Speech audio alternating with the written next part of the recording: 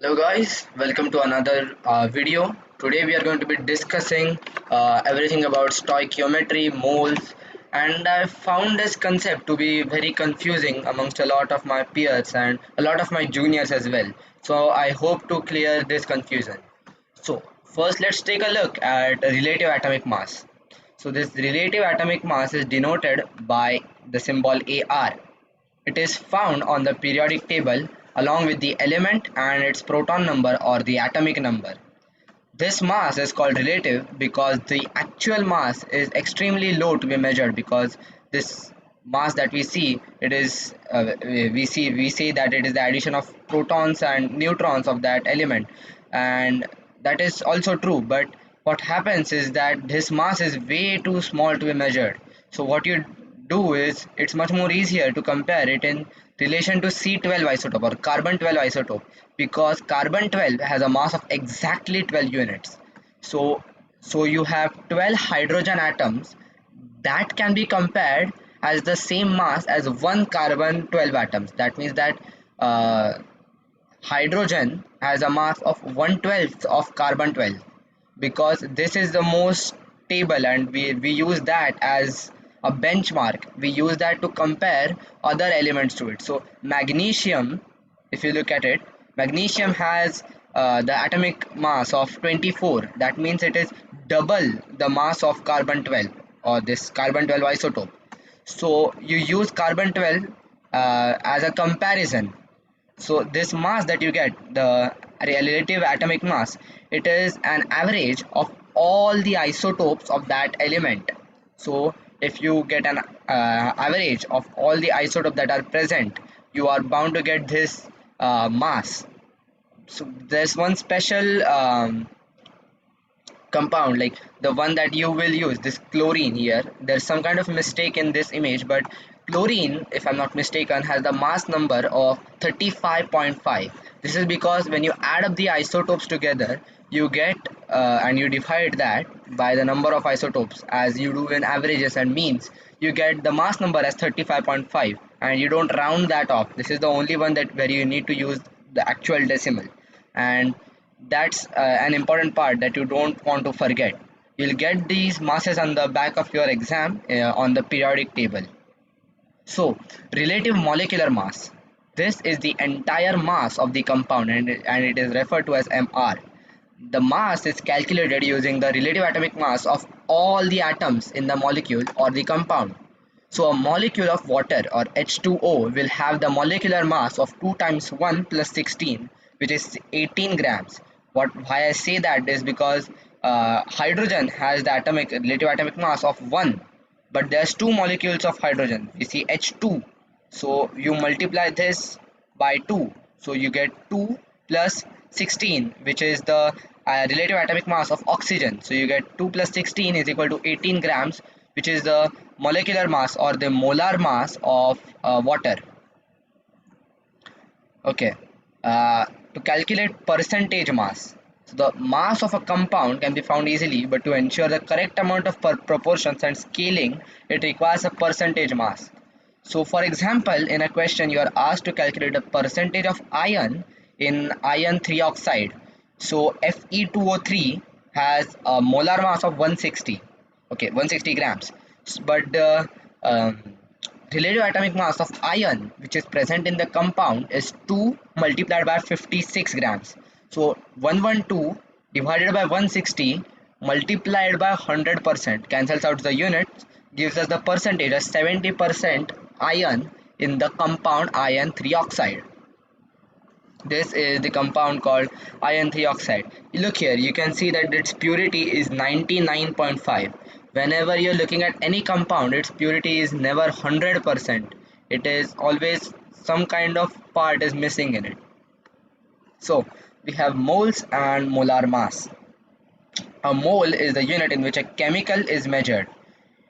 It is a unit. So what you need to know about moles is that it is a kind of a constant. So a mole of a substance contains the same number of atoms, particles, molecules, ions of any other substance. So it contains 6.02 into 10 raised to 23 elementary identities, and this is Avogadro's constant. What I mean by that is that 1 mole, when you're looking at 1 mole of, say,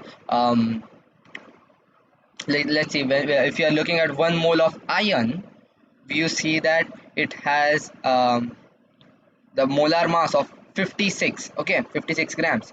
So what that actually means is that it contains 6.02 times 10 raised to 23 atoms of iron in it.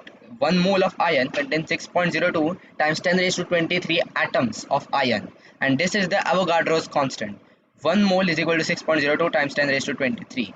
2 moles would be multiplying this constant by 2, and etc. The mass of a mole is molar mass. So the mass of a mole, so this 56 you see here is the molar mass of iron. That's the mass of 1 mole of Fe, that is 56, because the number of moles is equal to mass by molar mass. So number of moles of carbon, let's take this as an example. Number of moles of carbon in 36 grams of carbon are 3 moles, because we have mass by molar mass. So 36 divided by 12 is equal to 3, because 12 3s are 36. So here you can see this pyramid here.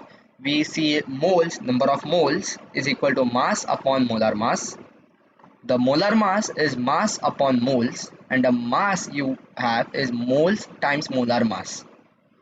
The SI unit that you need to use for your exams when you write the moles is MOL. MOL, that's the SI unit, mole. You don't write the whole thing MOLE, you write MOL. That's the SI unit. Okay, so now we have moles in gases and liquids. So when you, this is the formula that I showed you, this one, this is only for solids. When you have a mass given, when you have grams, when you have the question in grams, you only use this formula, not necessarily for solids, because if in some questions they give you mass of a liquid or mass of a gas, suppose they say 15 grams of methane, then you probably have to use this kind of formula. But when they are asking for you in terms of volume, in when they are asking for you in centimeter cube or decimeter cube, you need to use this one. So in gases and liquids the same formula is used. So if you're looking at, say, water or sulfuric acid or sulfur dioxide or methane, there is the same formula that you're using. The number of moles is volume divided by 24. This unit, dm cube. Okay, so this volume is always in dm cube. So volume dm cube divided by 24 dm cube per mole. And this is because the room temperature and pressure, all gases and liquids occupy 24,000 centimeter cube of volume. Okay, if you let that spread at room temperature, it will only occupy, and at pressure and room temperature, it will only occupy 24,000 centimeter cubes of volume.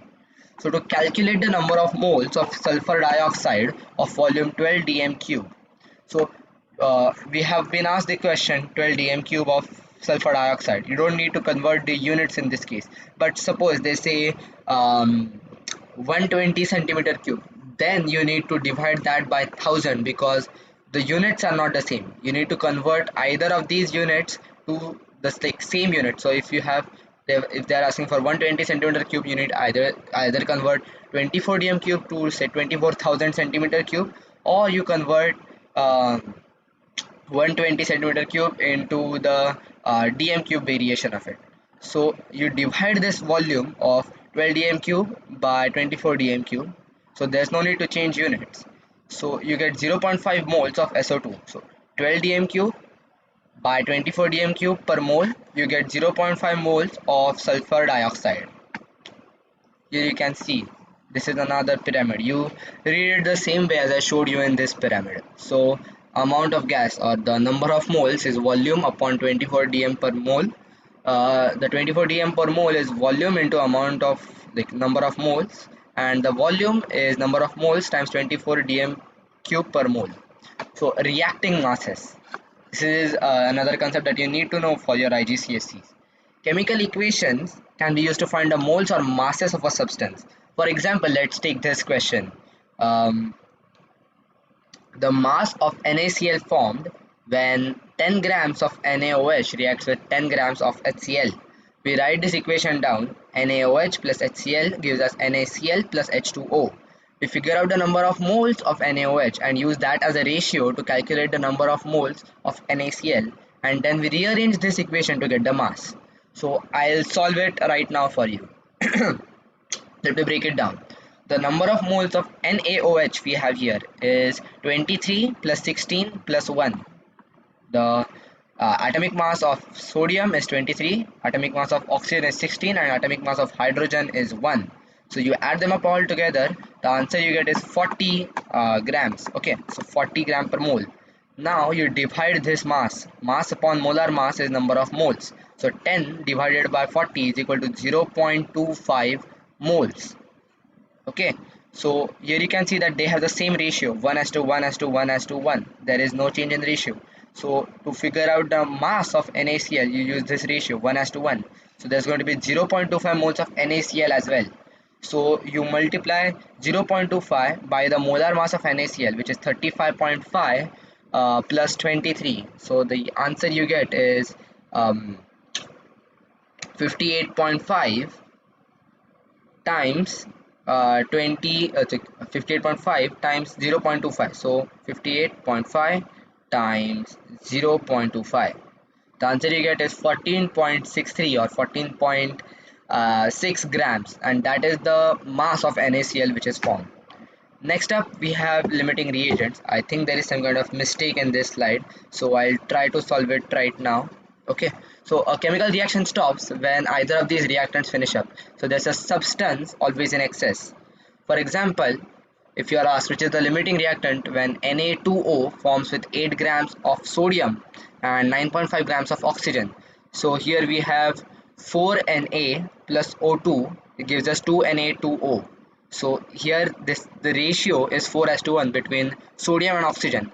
So the number of moles of Na are mass upon molar mass. Ignore this, I think this is some kind of a mistake. So mass upon molar mass. So we have 8 grams, 8 divided by 23, which is 0.3.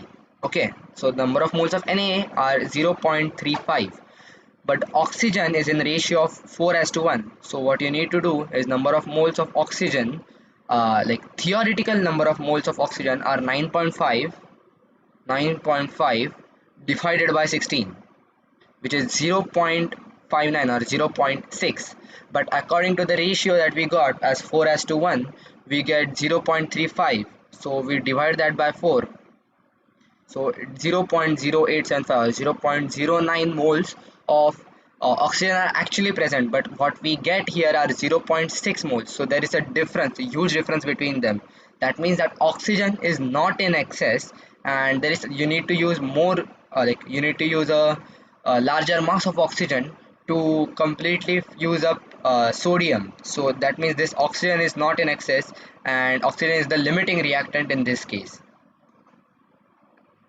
So here you can see a simplified variation. You have 4 sausages and 4 buns. So only you, because of that, these buns are the limiting reagents, and only 4 of these will fit and form a hot dog. But there's going to be 1 sausage left.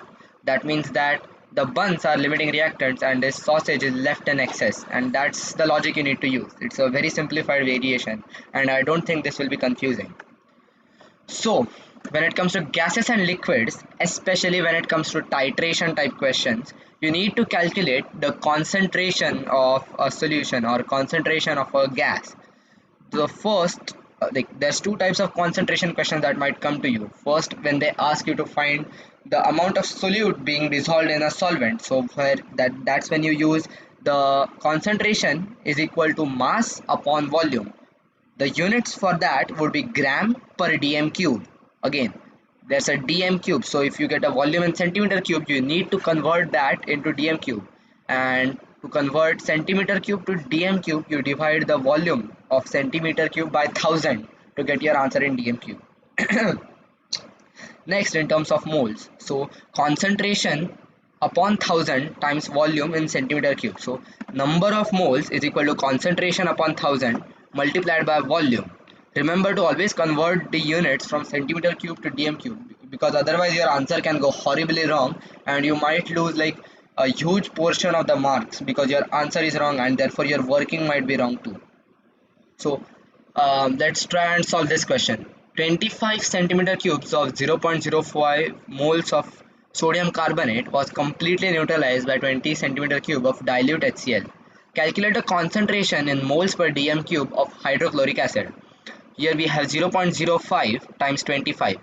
So mole per dm cube multiplied by 25 centimeter cube. Divide this by 1000 because you need to convert this centimeter cube to dm cube, which gives us the number of moles of Na2CO3 as 0.00125 moles.